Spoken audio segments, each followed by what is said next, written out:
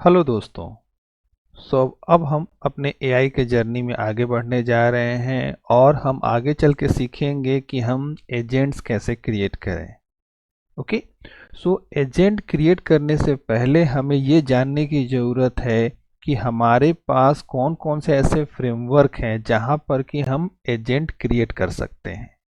सो अब देखिए कि इसके लिए आज हम जो कवर करने जा रहे हैं वो कवर करने जा रहे हैं कि different type of agent framework कौन कौन से हैं और आखिर हमारी क्या स्ट्रेटेजी रहेगी कि हम चूज करें कि कौन से फ्रेमवर्क को हम चूज करें। ओके। सो दोस्तों, आगे बढ़ने से पहले रिक्वेस्ट है कि अगर आप चैनल पे नए हैं तो चैनल को सब्सक्राइब कीजिए और वीडियो को लाइक शेयर जरूर कीजिए। ओके। तो चलिए स्टार्ट करते हैं आज। तो हम ये देखने जा रहे हैं कि choosing the right framework depends on skill, scale and use case. Okay, ये हमारा एजेंडा है। नेक्स्ट, सबसे पहले हम आते हैं देखने के लिए कि हमारे पास ऐसा नहीं कि एआई आज आया है। एआई हमारे पास पिछले कुछ सालों से है। तो हमारे पास एक तरह से कहा जाए तो एक ट्रेडिशनल एआई का कॉन्सेप्ट है। तो ट्रेडिशनल एआई का जो कॉन्सेप्ट है उस कॉन्सेप्ट में आप देखिए कि क्या था और आज के जो कॉन्सेप्ट है एआई का उसमें क्या डिफरेंस है। ओके। तो अब देखिए कि हम तो आगे चलकर अभी जो एआई जो क्रिएट हो रही है वो तो पूरा का पूरा एजेंट पे स्पेसिफिक है, मतलब एजेंट इसमें क्रिएट किए जा रहे हैं। लेकिन पहले क्या था कि पहले के एआई में एजेंट नहीं होता था। ओके, इसीलिए कोई भी एजेंटिक एआई का कॉन्सेप्ट नहीं था हमारे पास। हमारे पास सिंपल ये था कि हाँ, कोई मतलब एआई का कुछ हमने कोड कर रखा है, उस कोड को जो है या टूल बना रखा है, उस टूल को जो है हम बीच में इंटीग्रेट करते थे। ओके। तो मान लिया जाए कि हमें जैसे कि यहाँ पे देख सकते हैं कि क्लासिफिकेशन, प्रेडिक्शन, एनएलपी, विजन, ऐसे ऑप्शंस थे हमारे पास। ओके, जिसको कि हम डायरेक्ट क्या करते थे, इंजेक्ट करते थे कहीं पर भी। ओके, आ जाकर इंजेक्ट करके हम उससे आउटपुट लेते थे। लेकिन हमारे पास कोई ऐसा मल्टी स्टेप टास्क परफॉर्म करने का ऑप्शन नहीं था। ओके। सो इसके लिए कुछ जो हम यूज़ करते थे एग्जाम्पल्स में और आज भी हम यूज़ कर ही रहे हैं, ऐसा नहीं कि ये हम लोगों ने कम्प्लीटली इसको ख़त्म कर दिया और एजेंटिक पे ही चले आए, हम इसे भी आज यूज़ कर रहे हैं। तो इसमें कुछ जैसे कि आप देखिएगा कि आपके पास जैसे कि टेंसर फ्लो और पाई टॉर्च, ये डीप लर्निंग के फ्रेमवर्क्स हैं। ओके। तो आगे के वीडियोस में अगर मौका मिलेगा तो हम इसे भी कवर करेंगे। बाकी उसके बाद में स्क्रिप्ट लर्न, ये क्लासिक मशीन लर्निंग का लाइब्रेरी है। ओके। और ml.net और infer.net, ये .net ओरिएंटेड माइक्रोसॉफ्ट की लाइब्रेरीज हैं। ओके। जिसको कि आप अपने जैसे कि आप प्रोग्राम लिखने जा रहे हैं .net में, तो इन लाइब्रेरीज को यूज़ करके आप उसमें एआई के कॉन्सेप्ट को अपने प्रोजेक्ट में इंट्रोड्यूस कर सकते हैं। ओके। तो मेनली देखा जाए तो ट्रेडिशनल एआई जो है वो हम कहाँ यूज़ कर पाएँ, तो ट्रेडिशनल एआई यहाँ सिंपली लिखा हुआ है कि जहाँ पर कुछ इंटेलिजेंस कंपोनेंट बनाना होगा, जहाँ प्रेडिक्शन करना होगा, वहाँ पे हम इसे बना सकते हैं। बट इसको हम ऑटोनोमस एजेंट नहीं क्रिएट कर सकते इसका। ओके। तो ये रहा ट्रेडिशनल एआई का कॉन्सेप्ट। नेक्स्ट हम आते हैं कि अब हमारे पास आज के डेट में क्या क्या और किस तरह के फ्रेमवर्क्स हैं जिसको कि हम यूज़ कर सकते हैं। तो दोस्तों, ये पहला फ्रेमवर्क है Microsoft foundry agent service. Okay. तो माइक्रोसॉफ्ट फाउंड्री ये तो पिछले कुछ वीडियोस में मैंने आपको बताया ही था। तो उसमें एजेंट सर्विस का ऑप्शन है, एजेंट कैसे क्रिएट करते हैं। ओके। तो देखिए ये क्या है, तो a manage platform for creating, managing and running AI agents with build in infrastructure. That means इसमें क्या है कि आपको कोई इंफ्रास्ट्रक्चर सेटअप करने की ज़रूरत नहीं है। आप इसमें क्रिएट कर दीजिए, वहीं पे वो मैनेज हो रहा है, रन हो रहा है और आपको आउटपुट दे रहा है। ओके। और ये मेनली कहाँ पे पॉसिबल है, तो हमारे पास जो क्लाउड बेस्ड इन्वायरमेंट्स हैं वहाँ पे हम इसे इंट्रोड्यूस कर सकते हैं, बना सकते हैं। तो क्लाउड बेस्ड होने के कारण उसमें जो क्लाउड के जो भी प्रॉपर्टीज़ होते हैं, जैसे लाइक स्केलेबिलिटी हो गया और बाकी जो भी लॉगिंग वगैरह हो गया, वो सब कुछ आपको मिल जाता है। तो आपको पूरा इंफ्रास्ट्रक्चर बना बनाया मिल गया। आपने सिंपल एजेंट क्रिएट किया और उसकी जो भी एपीआईज बनेंगी उनको आप अपने प्रोग्राम में यूज़ कीजिए इजी वे में। ओके, तो इसको यूज़ करने के लिए अगर देखा जाए, हम बोले कि मतलब कि क्या बहुत हाई स्किल की ज़रूरत है, तो नहीं। एक नॉर्मल डेवलपर या इंजीनियर इसको यूज़ कर सकता है, क्योंकि इसमें सिंपल स्टेप्स में आपको काम आपका हो जाएगा। ओके, नेक्स्ट आता है क्या कि इसके की स्ट्रेंथ्स क्या है। तो इसमें चूंकि ये क्लाउड पे है, इसीलिए इजी वे में जितने भी एज्योर की सर्विसेज हैं उन सभी से इंटीग्रेट हो सकता है। और जस्ट लाइक कि अब मान लिया जाए कि आपने कुछ डेटा स्टोर करना है या कहीं से स्टोरेज से डेटा उठाना है, अपना मॉडल में इंटीग्रेट करना है, वो सारा काम आप इसमें इजी वे में कर सकते हैं।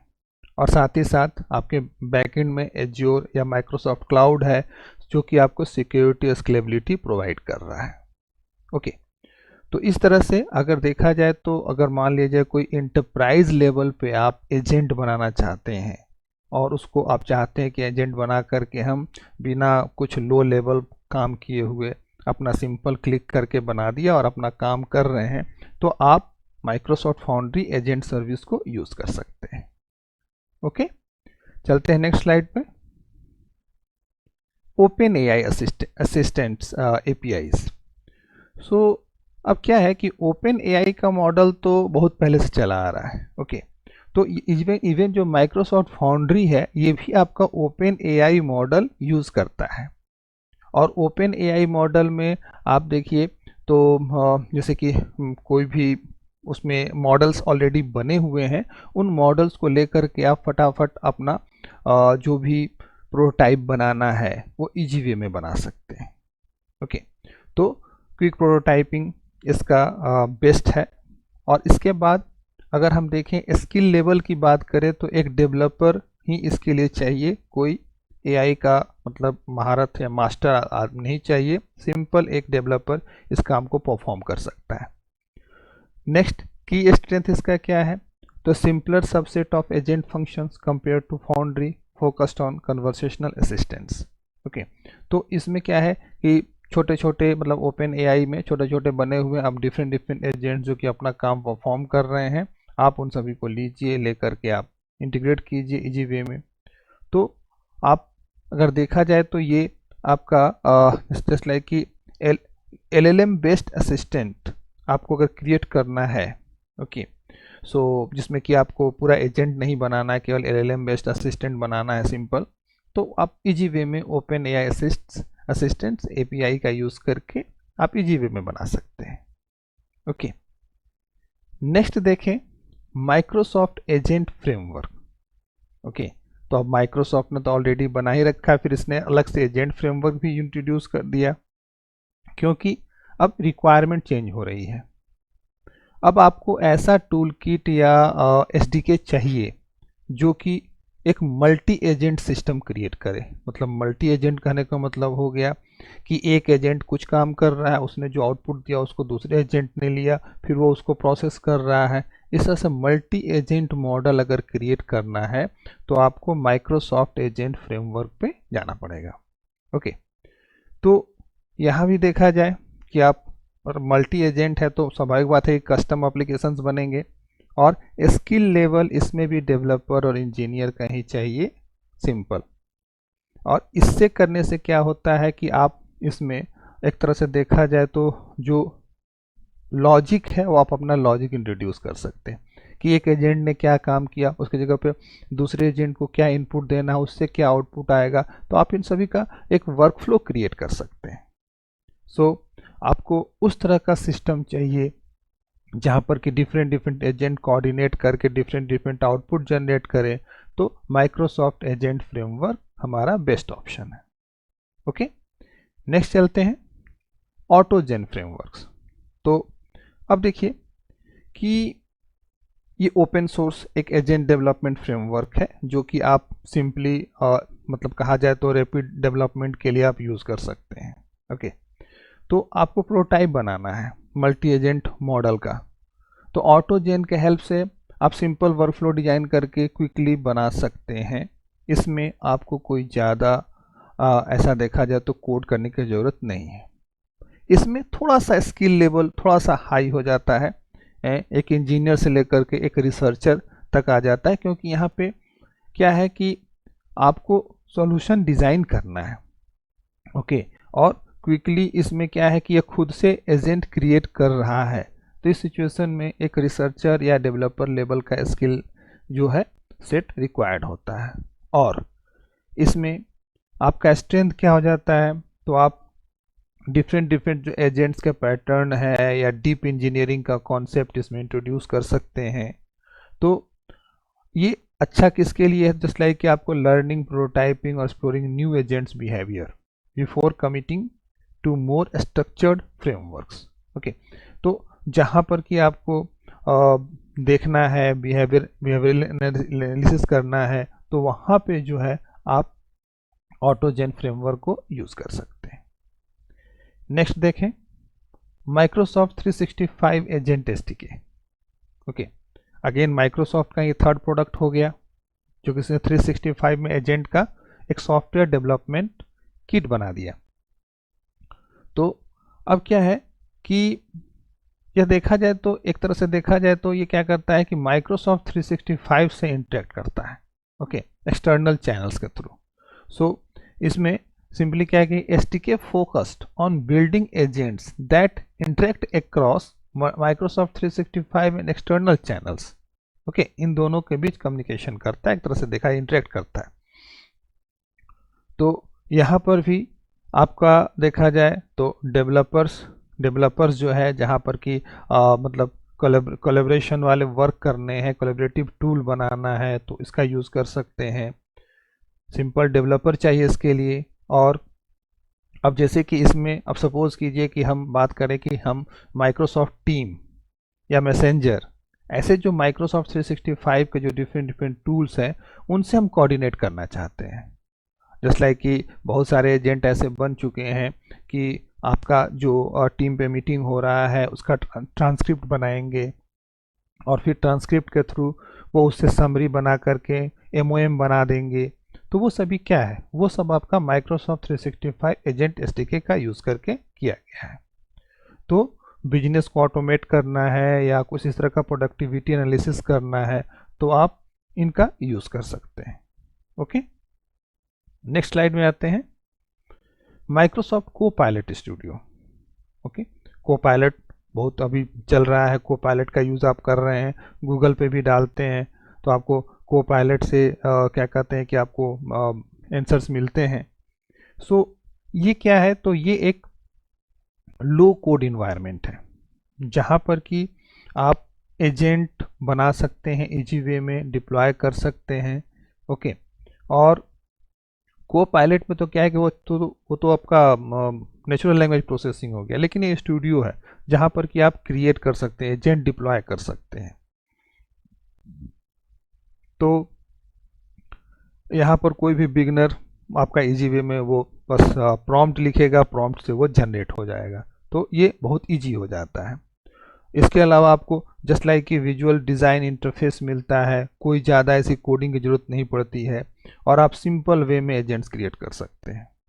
तो वैसे डेवलपर, या समझ लीजिए कि अब तो डेवलपर की इसमें ज़रूरत ही नहीं रही, वैसे लोग जो कि कोडिंग नहीं जानते हैं, वो भी माइक्रोसॉफ्ट कोपायलट स्टूडियो का यूज़ करके एजेंट क्रिएट कर सकते हैं।